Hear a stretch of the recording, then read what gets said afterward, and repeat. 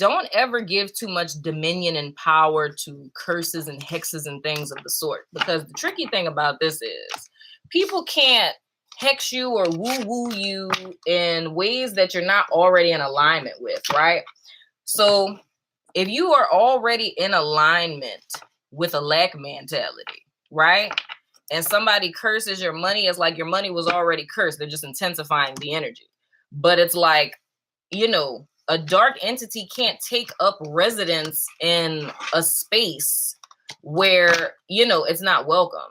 Meaning that, like, you know, light and dark can't exist in the same space. So if ever there's an attachment that's attached to you, it's because it's attached to a wound that was already there. It can't create a portal to come through. You feel what I'm saying? So it's kind of like, if you think about flies being attracted to SHIT, because it's SHIT. It's what flies do. But if it's not there, there's no way for them to commune. So the main thing that you're looking at, and what's a quick, easy way to do it, is Archangel Michael. And it's focusing on your solar plexus chakra, because that's where energetic cords are attached. Or if you want to go to that extent of needing an external medium, you can get an uncrossing candle, right? Let me get a piece of paper and show you what you do. Ugh. So you can Google that online, an uncrossing candle, right? You're going to take either parchment paper or like a brown paper bag, and you're going to draw arrows to the four corners, right? And then you're going to write your name in the middle, right? So you're going to do this, not on a paper this big, but you're going to put your name in the middle, right? And then you're going to sit the candle on this. Once you light it, let it burn until the candle's completely out. And that's going to send all of the negative energy that's being sent to you back to its source, right? So if you need something tangible, like if doing visualization or energetic work is like, that's not tangible enough for you, just Google an uncrossing candle. They got buku online stores that sell them. I need to start, because I used to make them. I might cure some more for y'all and put them up on the website. But just take a piece of parchment or a piece of brown paper bag, write your name, four corners, put the candle on there, light it, and you're Gucci. You know what I'm saying? So just something that simple. But like I say, with everything it is that we encounter, never give, you know, black magic and all the, you know, juju and all that. Don't give that too much dominion, because it's the fear of it, which is a lack of understanding, that gives it more power than it really deserves. You know what I'm saying? Because you have more power and control than you're aware of. But, you know, something can't take up residence for you that you haven't already made a bed for, if that makes sense. You know? That's why it's like, you think about people who are narcissistic and stuff and why they utilize your weaknesses against you, because they know you better than you know yourself. That's the problem. You should know yourself better. You know?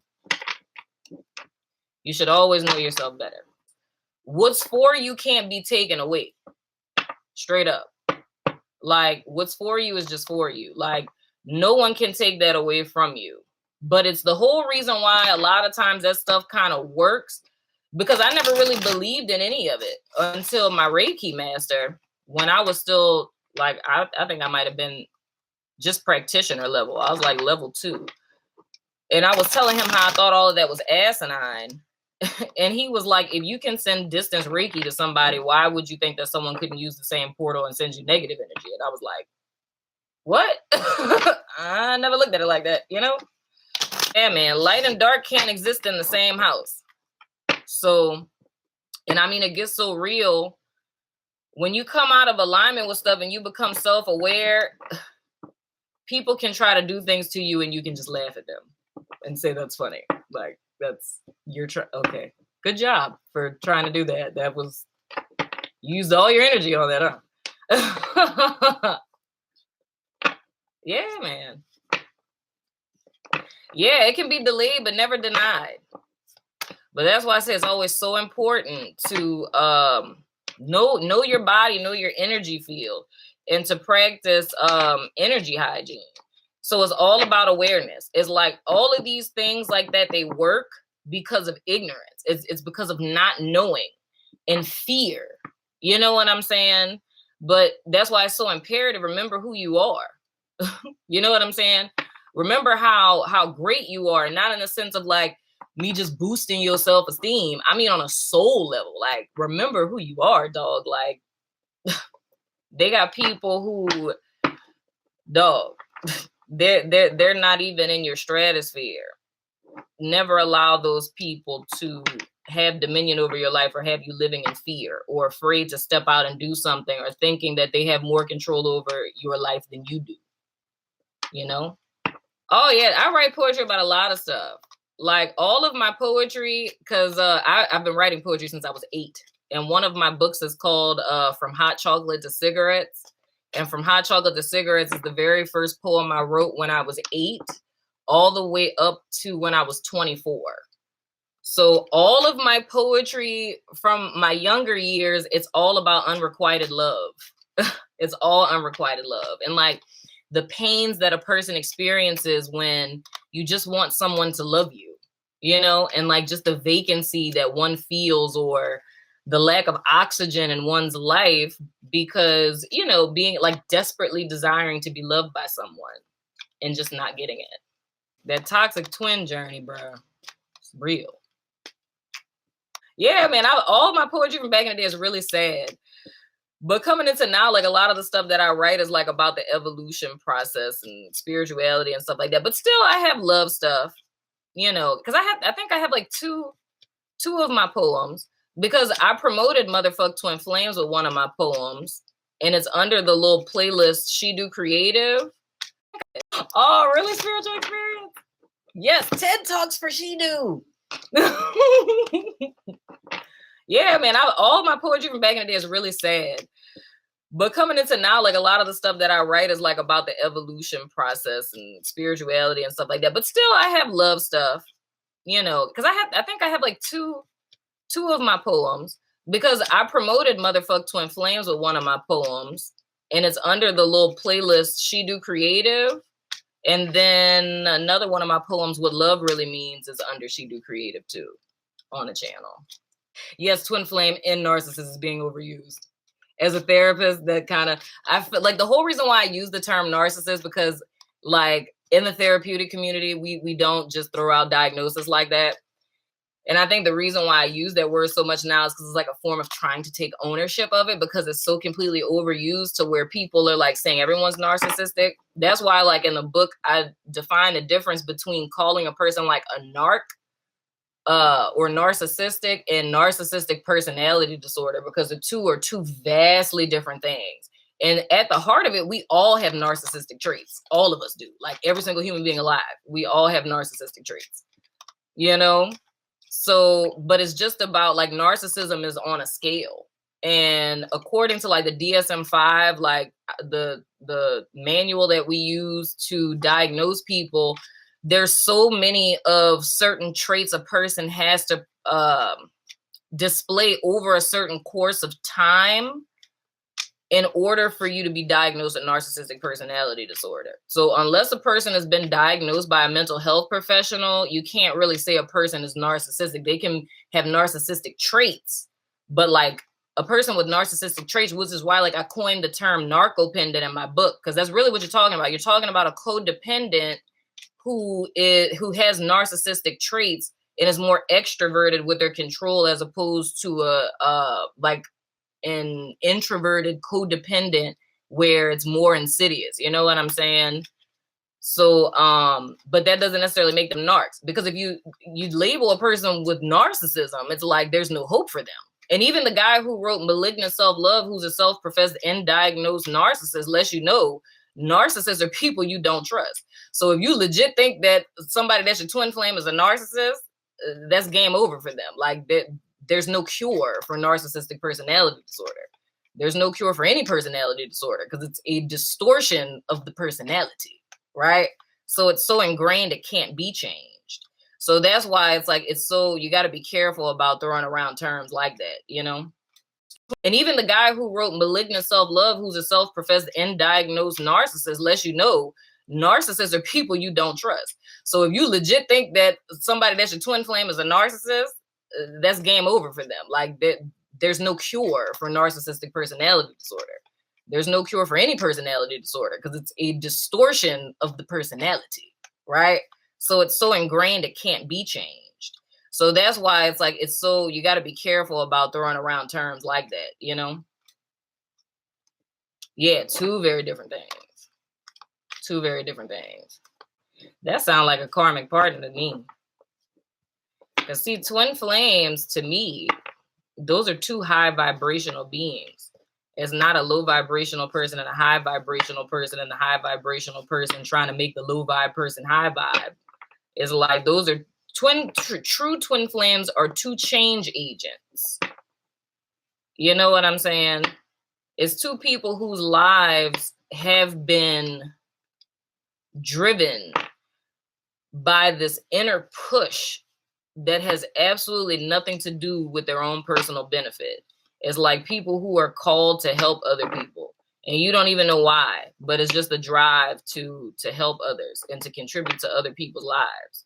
It's not gonna be your twin being someone that's, you know, low vibe and addicted and living in 3D and don't know nothing about spirituality and trying to put hexes and juju curses on people and things of the sort. Because the thing, like with the Leo read, was a person who was starting to dabble into spell work and stuff like that because they were trying to prevent someone they knew they weren't supposed to be with. Oh, thank you, blissfully you. Oh, thank you, baby.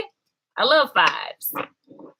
But it's a person who was trying to keep another person away from their destiny, which is stupid. Like, really? As if you could do that. So yeah, it's a karmic. Yeah. It's a karmic, man. And that's what I said was about to become clear. A lot of people thought their karmics were their twin. But that's the whole reason why the name of my book is Motherfuck Twin Flames. Because it's a play on words. It's not that I don't believe in twin flames. It's just the simple fact that people have been mistaken karmics for twin flames for a very long time. And it's like, it's almost like a ploy in the sense of people who are supposed to be stepping into their calling. You're sticking in low vibration, sitting up here and trying to raise the vibration of someone whose vibration was never intended to be raised. You know what I'm saying? And not because they're cursed, it's because they chose not to. They had the ability to evolve just like everybody else. They just chose not to. Yeah, dog, a lot of people are Giggle Glimmer. It's real. It's on Amazon. That's just my little beta version. I'm putting out the updated version in the paperback because it's just the digital copy. I'm putting out the updated version in the updated copy in January. Oh yeah, dude. All of that I iron out in the book. So trust me. I dabbled. I gave like key points in the first version of my book. But the way that I go in detail, and that's the thing that I'm glad about, like I put out the beta version and the things that people wanted to know specifically of how to tell the difference between the two, because I had from my perspective, but my experience, of course, is different than everybody else's. So I wanted to take into account other people's stories and their experiences.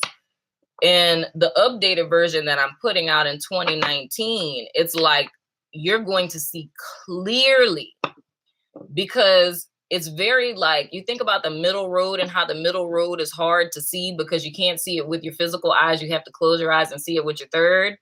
That's how it is between karmic partners and twin flames, because it's very like thin lines between the two to be able to tell the difference, you know? Oh, I touch on everything. I touch on karmic, soulmates, twin flames. I talk about the historical references for it, like in Greek mythology and the Quran and the Bible, breaking down the story of Adam and Eve. Then I go into what grooms you from childhood into situations as such. And then it goes into how to tell the difference between, you know, if it's a spiritual catalyst, karmic, twin flame, soulmate, so on and so forth, and what the purpose of the whole experience is. Yeah, it's on Amazon.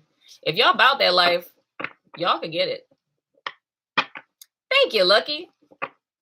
My bees look out for me.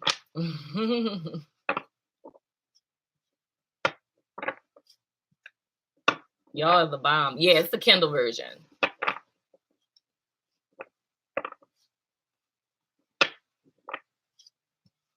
I'm telling you, dog, Archangel Michael is a beast. You call on him, he gonna be like, "What's jam? What's good? Who it is?"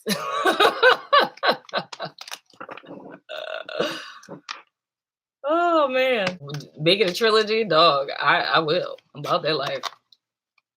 Like, because I mean, all of my and here's one thing that's important to note. Like, I have a really weird way of doing things because I don't really feel like there's ever an ending to anything. To say that I'm an INFJ of all things, but I don't really ever feel like there's an ending to anything. So all of my work is all interconnected, and it doesn't matter what it is I'm doing. Like anything that I ever publish or put out, all of them are interconnected. So like Motherfuck Twin Flames is like the beginning of like a saga that's never ending. Because it's almost like each section of that book within itself is its own book, if that makes sense. You know? And it's like, maybe when I die, it'll all make sense. Because I mean, I say you can benefit from the original version. It's just, you know, I get really intense with things, but I got a bunch of books that are coming out next year though. Like I'm just about to put out buku books. Because I've been writing books like forever and I just never published them. So I just got to the point where I'm like, screw it. I'm going to put them all out at the same time, whatever. Like every other week, I'm just going to put a book out. Yeah, I'm putting out a lot of my poetry next year. Most definitely. I'm going to start having meetups next year. I'm going to start having meetups because I get so many emails from people who live in my city and they're like, first of all, how are you in my city? And like, I'm not talking to you. So I'm going to start doing meetups. We got to do this more often, man. My Facebook is up, but I just have not been on Facebook like at all. But I have a little group on Facebook and it's called the She Do Dolls. Y'all can go join that because I like going live because I like chatting with y'all at the end. So I might just start coming on and not, you know, everybody on YouTube, but just like my little small group of people on Facebook and just chit chat with y'all. I have been trying to get my little design stuff together for that because what I'm doing is a lot of like, you're number one. For all my merch that I'm putting up, I'm naming it after y'all. Like everybody who came up with these different like hashtags and stuff like that, the name of the shirt is going to be named after you. So your shirt is going to be called the Giggle Glimmer. And my best friend was like, you're going to have to tell Giggle Glimmer that she's never going to be able to change her YouTube name ever.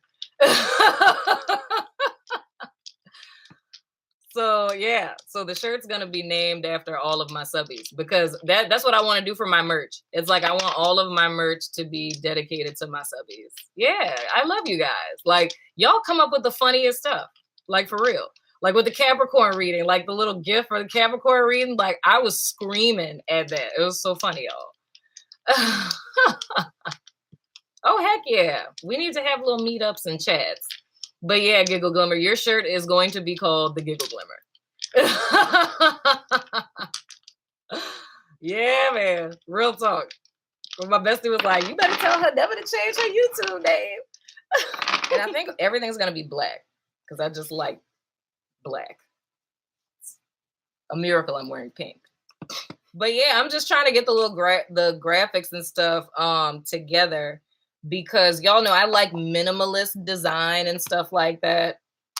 So I just want to make sure that it looks dope, you know, but it will be launching. All that's coming out 2019.